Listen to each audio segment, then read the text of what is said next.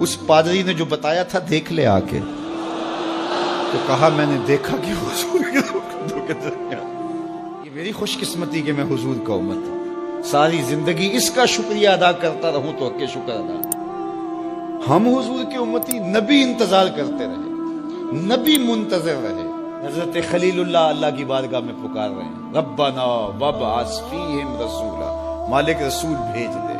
کوئی کہتا ہے لیسا بفظ ولا بغلظ، وہ ترشرو نہیں ہوگا، سخت مزاج نہیں ہوگا، ماتھے پہ شکنے لانے والا نہیں ہوگا، وہ پیار بانٹنے والا ہوگا، بس وہ آیا چاہ رہا ہے۔ حضرت عیسیٰ نے تو نام بھی بتا دیا نا، مبشرا برسول یاتی من بعد اسمہ احمد، لوگوں میں جا رہا ہوں، چلو نام بھی بتا دیتا ہوں، میرے بعد جو آنے والا اس کا نام احمد ہوگا۔ نبی انتظار کرتے رہے، 12 نبیوں نے انتظار کیا حضور کی امت میں ہونے کے لیے، تمنا کی۔ نستورہ راہب انتظار کرتا رہا، بحیرہ راہب انتظار کرتا رہا۔ شب ہجر کی سختیاں کوئی اس سے جا کے پوچھے، تیری راہ تکتے تکتے جسے صبح ہو گئی۔ زندگیاں گزار دی انہوں نے۔ سلمان فارسی کی کہانی سن لو، مجوسی کے بیٹے تھے، حق کی طلب میں نکلے، باپ نے گھر سے نکال دیا، ایک پادری کے پاس جا کے رکے، زندگی بھر اس کی نوکری کی۔ جب اس کا آخری وقت آیا، اس نے کہا میری تدفین کے بعد غموریا چلے جانا، وہاں کا پادری خدا رسیدہ ہے، تجھے اس سے کچھ مل جائے گا۔ کہتے میں وہاں سے غموریا آ گیا، پھر اس پادری کی ساری زندگی خدمت کی۔ جب وہ مرنے لگا تو اس نے کہا کوئی ایسا شخص نہیں ہے جس کے پاس اب میں تجھے بھیجوں، لیکن نبی آخر الزمان کے ظہور کے لمحے آ گئے، تو یہاں سے یثرب چلا جا، وہ اس نبی کی ہجرت گاہ ہوگی، تیری زندگی سنور جائے گی، تو نے بڑی محنت کی ہے، بڑی نوکری کی ہے میری۔ کہتے میں نے اس کو کہا کہیں ایسا نہ ہو میں دھوکہ کھا جو مجھے کوئی نشانی بتا دے۔ اس نے کہا 3 نشانی، ایک صدقہ نہیں لے گا، دوسرا ہدیہ رد نہیں کرے گا، تیسرا 2 کندھوں کے درمیان مہر نبوت۔ کہتے ہیں میں نے اس کی تدفین کی، یثرب کی جانب جاتے ہوئے ایک قافلے میں شامل ہو گیا، انہوں نے مجھے پکڑ کے اپنا غلام بنا لیا، لیکن میرے پہ مہربانی یہ کی کہ مجھے بیچا جا کے مدینے میں۔ ایک یہودی نے مجھے خرید لیا، میں اس کے باغ میں گوڈی کرتا تھا، کام کرتا تھا، کھجوریں توڑتا تھا، لیکن میں انتظار میں تھا کہ کبھی وہ نبی آخر الزمان آئے تو مجھے دید ہو، کبھی عرش پر، کبھی فرش پر، کبھی ان کے در، کبھی در بدر۔ غم عاشقی تیرا شکریہ، میں کہاں کہاں سے گزر گیا۔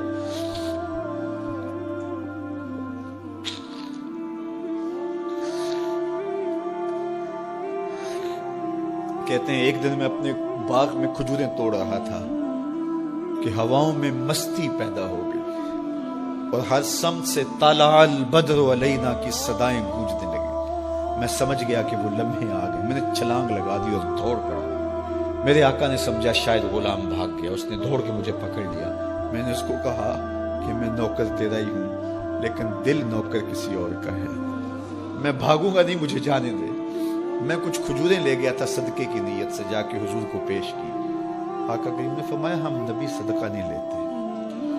کہتے ہیں نشانی ایک پوری ہو گئی، کہتے ہیں کہ میں کچھ دنوں کے بعد اور کھجوریں لے گیا اور میری نیت ہدیہ کی تھی، میں نے پیش کی، حضور نے قبول فرما لی۔ لیکن میں بھی کہتا تھا تیسری نشانی بھی پوری ہو لے تو پھر مانوں گا، اور وہ کیا تھی؟ 2 کندھوں کے درمیان مہر نبوت۔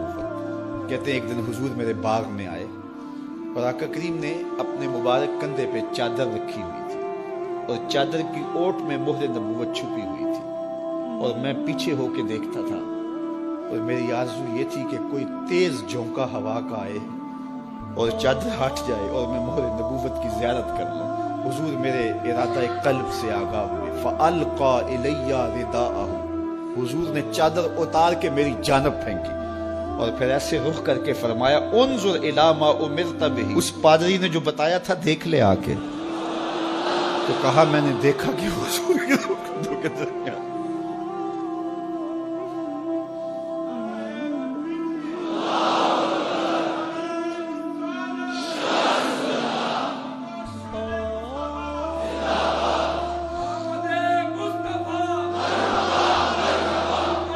شب ہجر کی سختیاں کوئی اس سے جا کے پوچھے، تیری راہ تکتے تکتے جسے صبح ہو۔ ہم نے تو کوئی انتظار نہیں کیا نا، ہم نے تو کوئی دکھ نہیں سہا، ہم سوئے تھے مقدر جاگ اٹھے. ہمارے والد مسجد سے مولوی صاحب کو بلا لائے. انہوں نے کان میں آ کے کہا مبارک ہو تو حضور کا نوکر بن کے آ رہا. میرے والد گرامی ایک شعر جھوم کے پڑھا کرتے تھے, محمد جانے جانا ہے پیغمبر ہو تو ایسا ہو, رسولوں کی بشارت سے مبشر ہو تو ایسا ہو, امر توقیر کا سب کو موکر ہو تو ایسا ہو, کیا ہم کو غلام ان کا مقدر ہو تو ایسا.